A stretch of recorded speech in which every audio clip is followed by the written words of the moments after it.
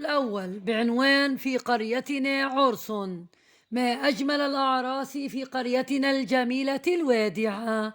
ففي العرس نشترك جميعا، نقيم العرس في الساحة العامة الكبيرة. وقد صحبنا أبي ذات ليلة أنا وأختي الصغيرة تالا إلى سهرة عريس.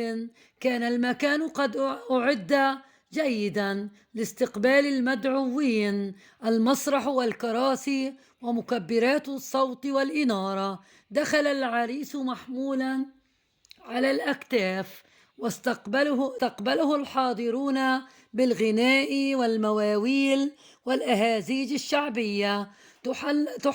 تحلق الحاضرون حول العريس وأخذوا يرددون: عريسينا زين الشباب، زين الشباب عريسينا. شاركت فرقة الدبكة الشعبية من قريتنا في العرس. كان كل عضو في الفرقة يلبس القمباز والكوفية، فاستمتع الناس وهم يشاهدون تراثنا الشعبي وألوان الدبكة على أنغام الشبابة واليرغول. وفي الجهة المقابلة كانت النساء يغنين ويزغردن ويشاركن في الدبكة الشعبية ويشاركن في حناء العروس. وبعد انتهاء السهرة تجمع أهالي العريس وأهالي العروس وبدأوا يشاركون في الدبكة الشعبية ويحيون العريس.